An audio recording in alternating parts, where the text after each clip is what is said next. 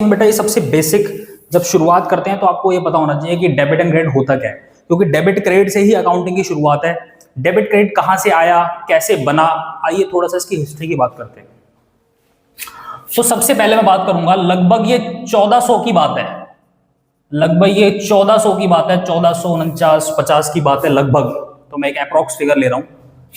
एक Italian mathematician हुए, एक इटालियन मैथमेटिशियन थे बेटा, उनका नाम था फ्रा लूका पेसियोली। फ्रा लूका पेसियोली ये इटालियन मैथमेटिशियन थे। इन्होंने अकाउंटेंसी की शुरुआत करी, अकाउंटिंग की शुरुआत करी, और इन्होंने सबसे पहले डबल एंट्री सिस्टम का इनोवेशन किया।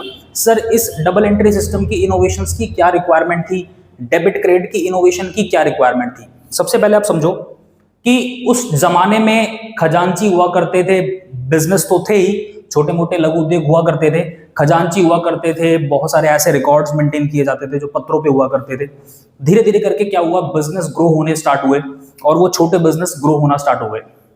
अब जैसे जैसे समय बीता और वो बिजनेस ग्रो होना स्टार्ट हुआ तो फिर क्या हुआ कि यहाँ पर नंबर ऑफ ट्रांजेक्शंस, लेन देन, हर दिन का लेन देन बढ़ने लगा और अब करेंसी आ चुकी थी।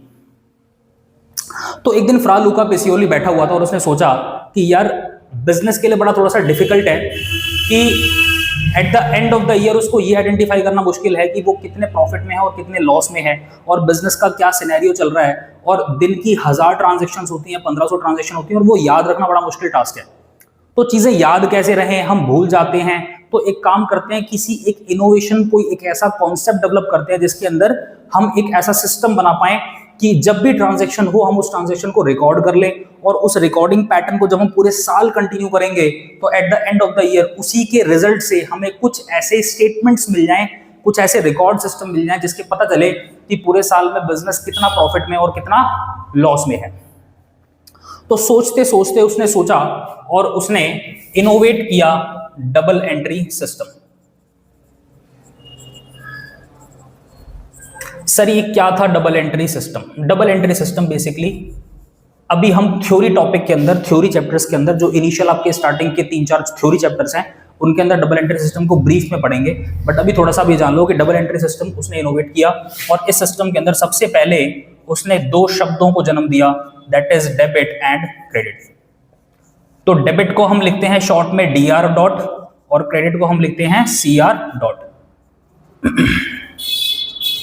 ठीक है, ये हम शॉर्ट में लिखते हैं। अच्छा, तो सर लूका पेसियोली ने अगर अकाउंटिंग की शुरुआत करी, डबल एंट्री सिस्टम की इनोवेशन करी, तो हम इसको ये बोल सकते हैं कि he is the father of accounting. यही हमारे फादर ऑफ अकाउंटिंग थे। ठीक है, कौन? फ्रा लूका पेसियोली। अब फ्रा लूका पेसियोली ने, सुनो ध्यान से, कि इसने क्या कॉन्सेप्ट दिया, इसने क्या इनोवेशन करी। तो सबसे पहले इसने कौन कौन से 2 टर्म्स की इनोवेशन करी? Debit and credit. नाउ समझो कि डेबिट का क्या मतलब है। Now what is the meaning of debit? C,